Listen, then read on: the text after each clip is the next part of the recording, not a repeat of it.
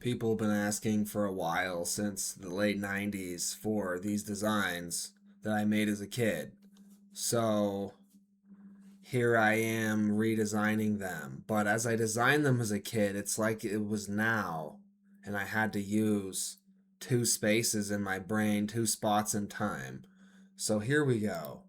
Um, People were always saying I would have a ski resort that I would plan. Well, here it is. The one that I think is a lot of fun. So there's already Baboon Creek Quartz Quarry or whatever. So I would name this ski run Baboon Blowout. Um, and then this upper area would be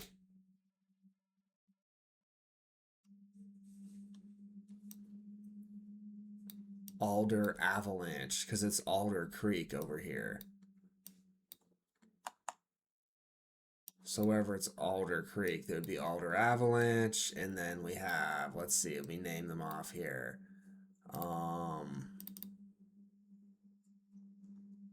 Okay, this one's Alder Avalanche. Up here, this piece. Just the top. Because there's like a second slope, right? There's the spot where it becomes slightly easier, where it's all mapped out, and then there's the upper slope areas that come across and down. So, let's keep naming these. Over here we have Gazelle Gully. Through here. We got Crocodile Creek Salmon Plunge. Where it's a zip line. Different format zip line. Like you have one where it's a guided zip line where it's like you're holding on to it as you're skiing. And then there's the version in the summer where you're just zip lining like regular. There's different forms of zip lines I've been thinking about. Now there's the type of zip line where you'd be on a bicycle, so that this would only work for certain types of canyons, though, where you'd basically be slightly supported and held upright on your bike, so then you can actually take the course as a fatso loser, hopefully getting in shape while doing it, so that's a little less strain on your joints and muscles as you take slight corners and stuff. Um, I think that would really assist with getting a lot of people into downhill mountain biking, is having certain routes that they can, like bunny slopes, where they can get used to it. So over here, I was going to call this the Magic Carpet Winter Descent. And it'd be kind of like a steady downhill slalom for like people on sled type thing. Sled uh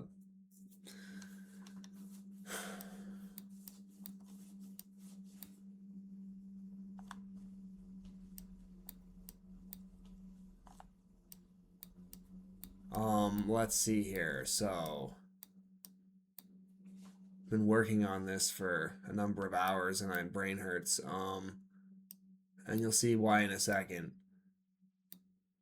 So we've got Underworld Descent, Devil's Pitchfork. You got these courses. Baboon Blowout. Baboon Base. Okay. Now what I'm going to talk about here is we've got pyramid hexagon teepee yurts. So I've seen some good designs for yurts over the last few years online.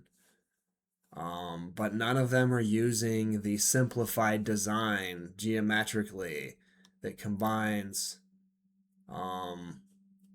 all the strengths of these different peoples of the world. So this is basically multiple pyramids all stacked together um, into 6 pyramids into 3 pyramids. And then you have the teepee top with the slight angles of displacement at 1 degree or whatever, so that the poles come out and all interlock. Of course, I couldn't diagram it out perfectly, but you get the idea. And then you have like a top, like um slightly spun where the holes are, like whatever shape, round or this shape or whatever, like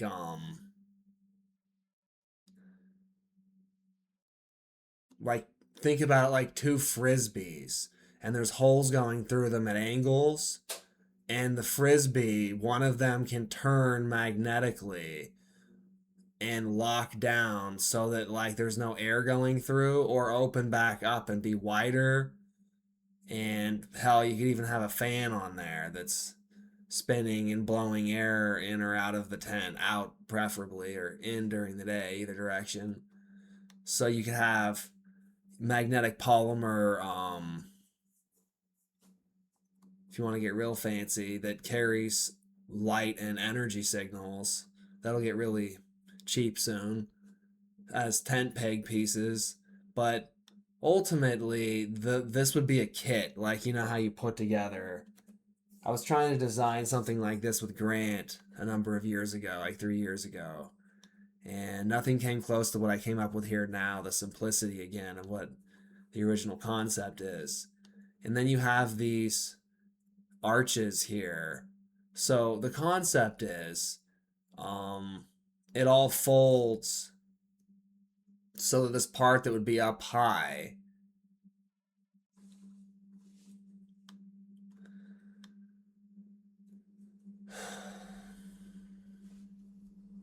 it's all crossing over, but it's flexible. Okay, how do I describe this? Okay, so the edges are farther down. This is higher up in the center, but it's bowing all the way to the middle, like a good tent should.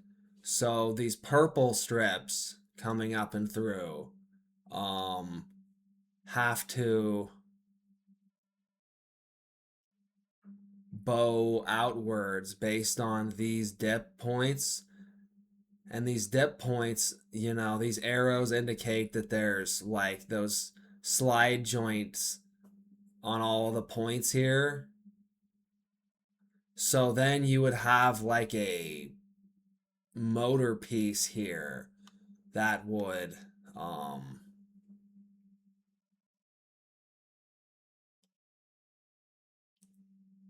how do I describe it? Okay, so like if it's all laying flat,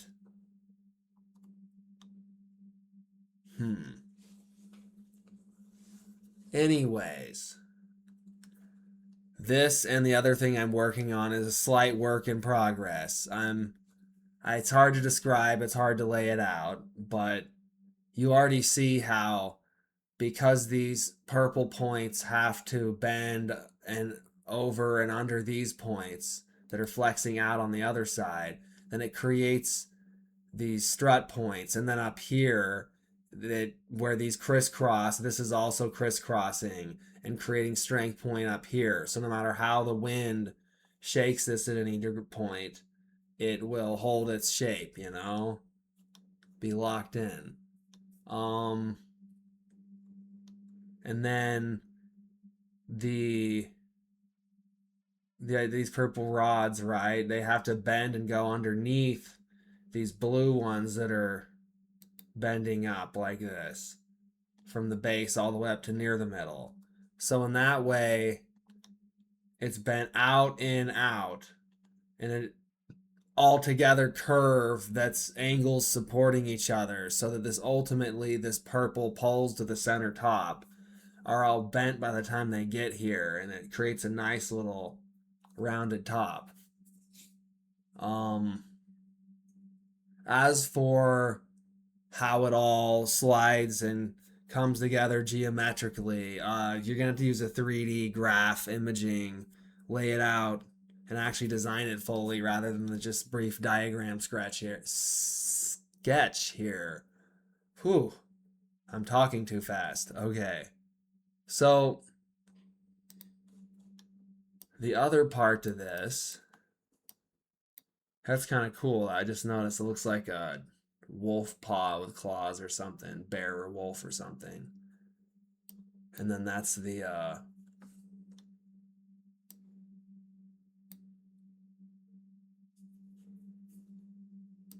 we shall name it um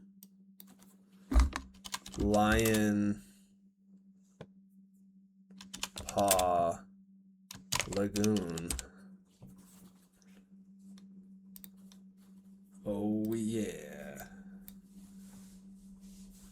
Then you can, like, put decorations of bushes that accentuate the shape of the paw that you're in when you're down here at the base of it. Um the other thing I was working on, these are two things that I've been struggling with here for decades to design, and here I am designing them somewhat. The other one is the concept of a tires on a car or a bike. So on a car ride, this would be the outer tread and inflated rubber piece, and then this would be the rim beginning. But in the rim, you would have like banana magnets that um here I have it designed so it's a pyramid, and you got a bottom one that would always be balanced down here. And so, like, the concept would be that there would be a simple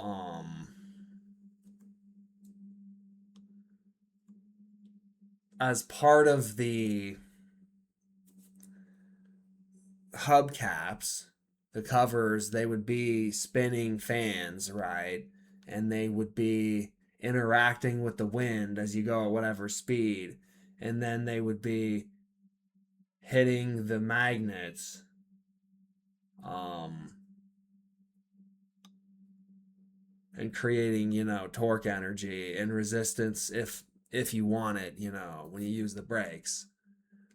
Um, and then there's actual continued, I can't show it here, but like if you imagine, let's see here, if you've got regular fan blades, but instead they're long strips that bend and start out the external side of the wheel facing outside of the car out into the world, and then as they go around and hit, you know whatever this is, 120-degree curve, then they will have threaded themselves farther into the back of the wheel, um and then end, at paddle points with little tips on them, tine sensitive spots, but not too thick, like, elongated fern leaves. So the concept would be you'd have a multi-stage braking system and regeneration of electricity system.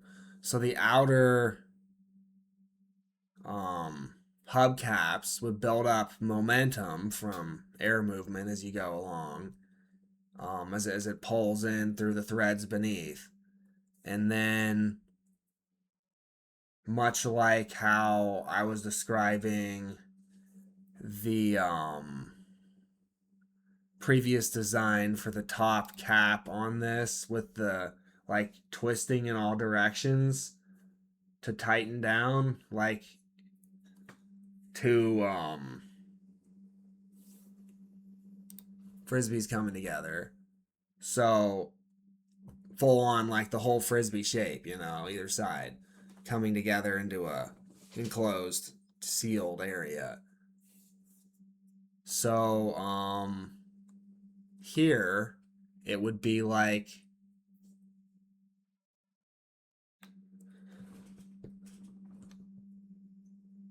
Okay, let's see here.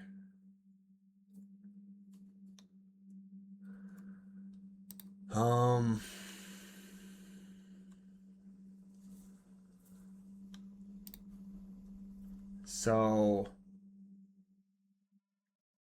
the slits in the hubcaps that let the wind through would have like little micro groove, what do I call them? Like little pieces that go somewhat along in the shape of the beneath tines that are spinning, so that it's like sending the air through and then fluting it straight into that further shape. And then when you go to brake, then the axle sudden, or the external spinning hubcap begins to suddenly torque against this triangle hubcap piece.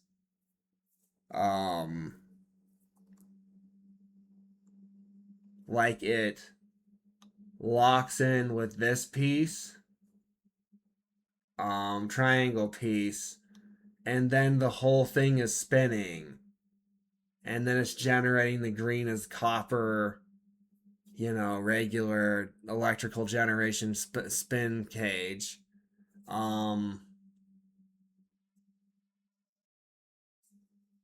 But the point is about all of this, that's all pretty cool. That's all well and good. But say you have a bicycle, you just remove this outer tire part, and then the actual bicycle's gel would be a gel based, magnet system like this, built right in, sliding around. That's the final piece to it, is that you'd have like a slight resistive, like electro liquid in there, and then you'd have somewhat squishy banana magnets in there that hit, here and meet. Now these polymer cell banana magnets would, when you change the signal going into them, they flip poles, they flip directions. So what would be on one side, the now north pole, would suddenly become the south pole, the in and out pole. And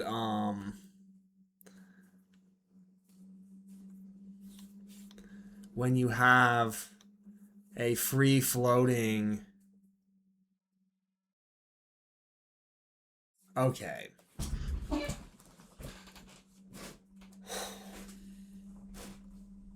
if it's, I'm confusing myself because it's bike tire versus regular tire. A regular tire, you would have inside of the larger magnets, additional magnets inside of there that are, like ball bearings. They're like stacked all the way around, like little donut rings with ball bearings in between. And then when it's charged, it catches each time it hits one of these triangle points for negative, positive, neutral.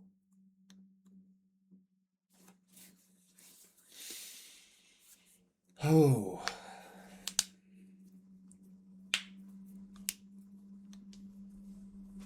And the ground neutral, as it switches out each time, as it goes around to each new point as it turns.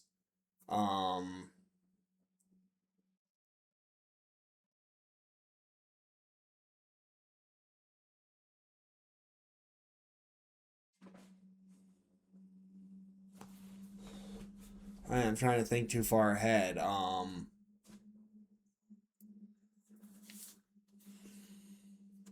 The point is, tires, you're going one direction fast forward. So these brakes with all of the anthers that would interact as it's spinning, and then like their springs, they would suck against the wheel well based on, you know, input electromagnetic signal through braking. So then it would be gripping and still spinning and sliding loosely on that metallized polymer anther fans, so that those strips are all then resisting and not quite touching until you really push on the brakes hard, and then it would suck hard enough that it would distort and actually rub, you know. But otherwise, it'd be like a magnetic braking system based on stacked spinning. And then, of course,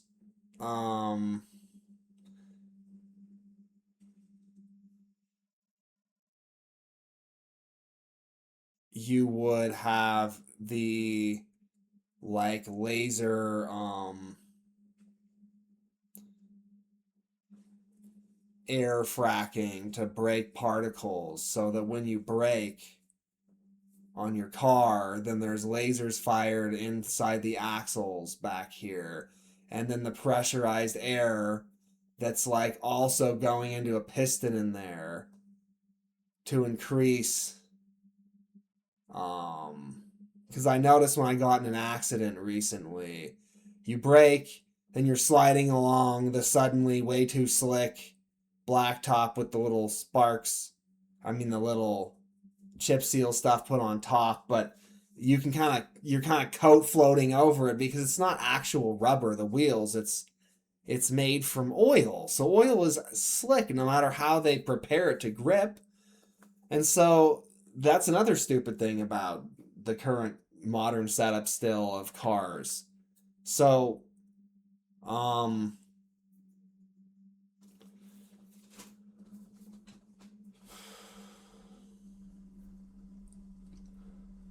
So, of course, they created brakes that chuff and let go and grab, but that still throws you off.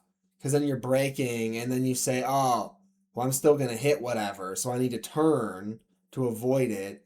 But then you have to let off on the braking a little bit, because if you're skidding too much, then you'll skid into it anyways. So you have to let some of your acceleration, you can't check your acceleration fully or you'll slide more, obviously, because it's stupid rubber tires. Um,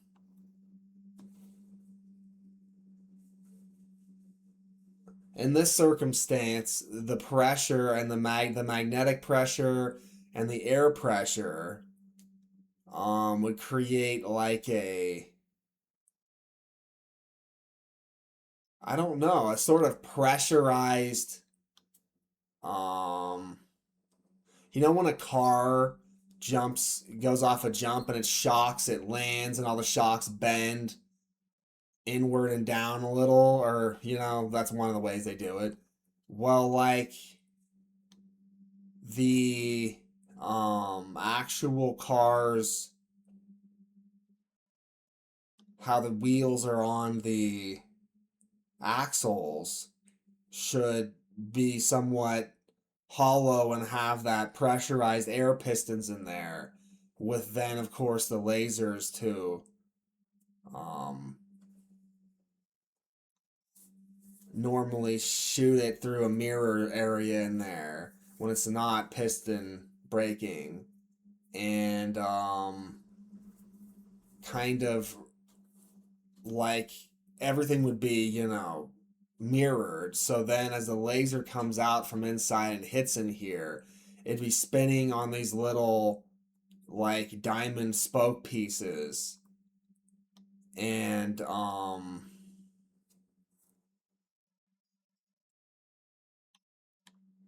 then hitting receiver contact points in this internal mechanism thing that's not exposed at all to outside air, really, except where the outside air is coming in through the tire, but it's not getting into the actual internal axle area. That's sealed off. And then additional lasers fire from these negative positive points when they flip at a certain speed as the whole thing turns. As you brake, they switch negative positive versus each other as this thing's passing, and it creates an amazing, incredible braking sensation that actually functions way better. I'm hoping I'm getting enough of the concept of what I'm describing out for people.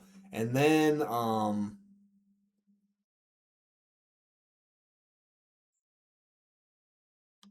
the lasers hit a certain focal point that are all from inside the axle as things spin, and the little diamond point that's connected to this bigger one on the wheel, it let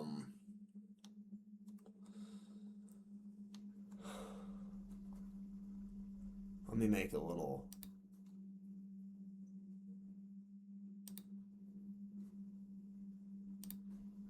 so to brown.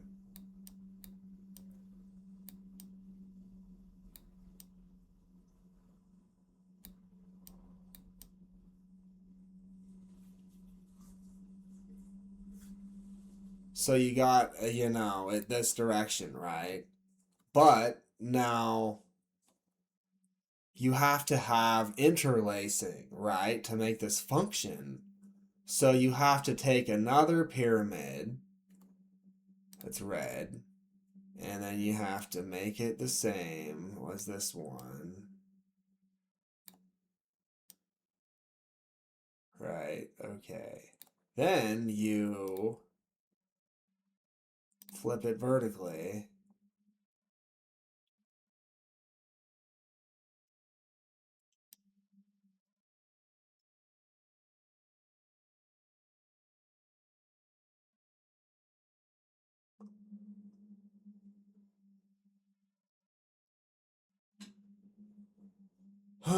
Okay.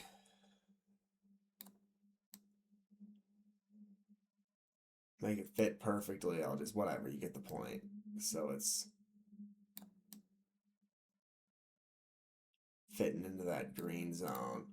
So then you have this nice pentagram shape. And off of each pentagram angle, you have the fan blade spinning at slightly more extreme angles, exaggerated angles, until it's swooping more, and then all comes back together, behind, after it goes around the 120 degrees somewhat in here. Now, the reason for this is there's, tines of, force, like a tiny, what are those called? Tuning fork, yeah. So you're basically creating a rhythm of tuning fork movement and then braking with it.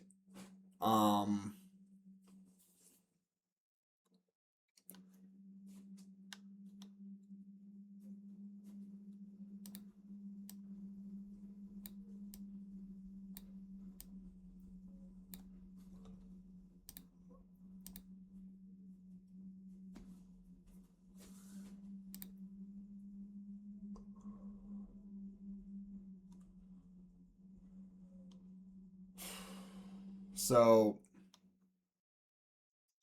the center lasers here would be refracting and hitting a crystal, and then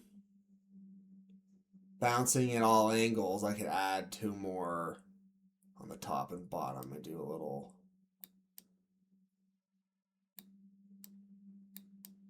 example piece.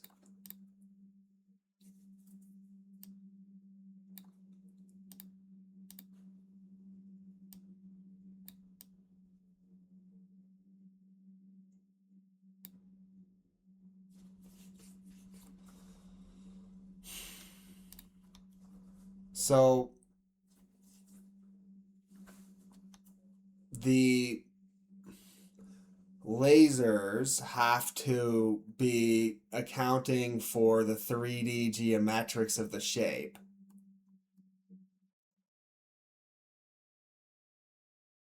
And while it's keeping the orientation of the bottom and top of the wheel. This is the best design I've come up with it, and then the center crystal. So basically, there's refraction points where the crystal's going to bounce out. It's going to curve on the refractive tines of the whole fan, and it'll build up as everything spins quick enough, like a throughput of bouncing laser light as the mirrors, there's more of these on each curve, these tines. So you're basically, how do I put this? You're building up like a magnetic,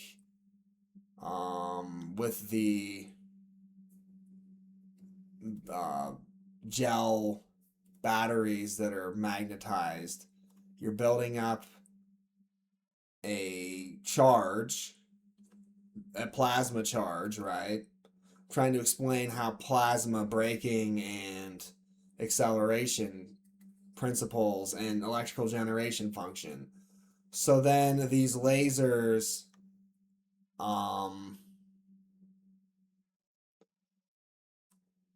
they excite into the plasma at angles and increase like torque spin magnetically, so that at all angles of grooves, when you go to brake, then the whole system like it sort of locks up but back and forth, so it's interlaced, so it's like a superior braking system because it's not just a single point or more of brake clamps grabbing onto metal with rubber and squeezing systematically. With this, it's like all dynamic. Now, the ultimate thing I wanted to describe with this system was how you would have on train tracks, on the inner part of the wheel where this piece is,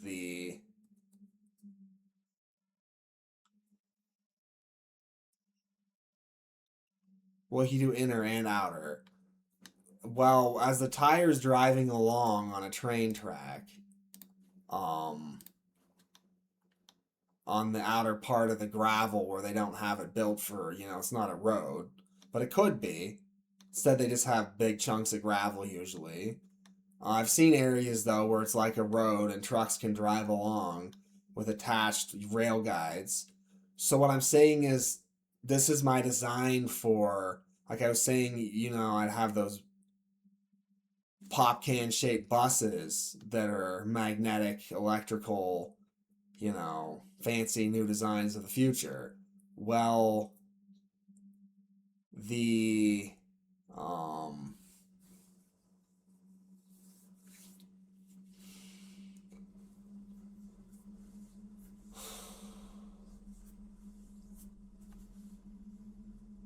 this okay, the you've got almost like a,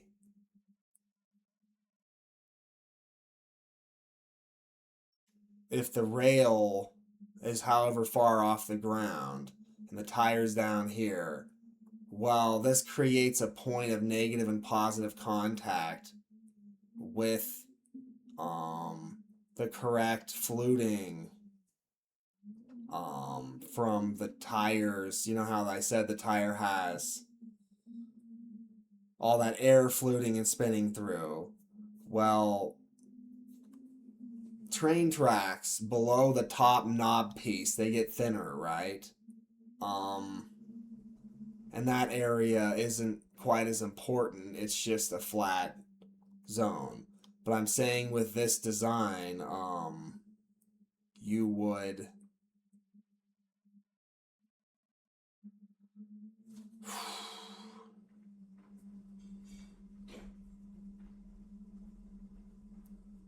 Got a pulsing headache from my heart.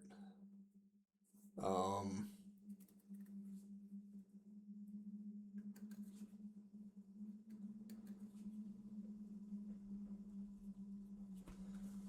so basically, the concept is as everything's spinning, you can create timed impetuses, like, brakes use on and off techniques, so you don't slide as much, doesn't work too good. Well, acceleration on and off and it hitting different points all over is kind of phenomenal. So the concept here is when you're accelerating, the whole thing would spin like it's in reverse brake mode, acceleration mode. And then when you get to cruising speed, um, then this spot settles in and locks, and then it's like negative and positive, like drawing forward and pushing you forward, drawing you forward on the metal of the train tracks. You'd have like little almost like roller wheels or something at an angle that would be touching the underside of the track below where the top piece is. I'm actually thinking some of this through in the moment, so that's why I'm taking a while. That's basically my thoughts currently on all of it. It's really complicated. Um, and the ultimate goal is that you can go up a steep slope, um, or down it like a road like this. And whether it's a bicycle or a car tire, if you're on your way down, then you can grip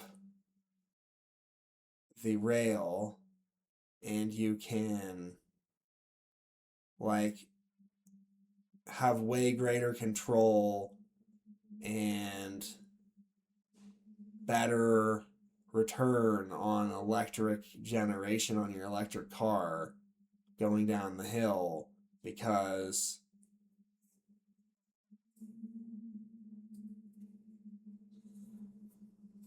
it's got the air and then it's got the magnetic spin pulse that keeps switching.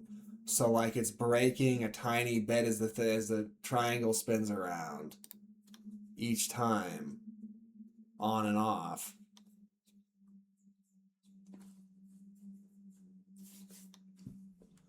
That's all I gotta really say on that matter, and I kind of just had a bunch of energy in my brain.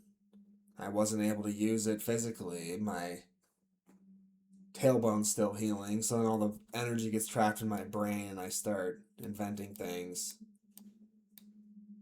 Yeah, so there's my whole setup for a futuristic ski resort so that you could take your electric car right up here without losing electricity on the way up would be the goal. Um, lose not as much anyways, you know what I mean? Okay, I guess I'll stop for now and I'll come back to this and when I'm thinking more of it all through better. Alright, bye.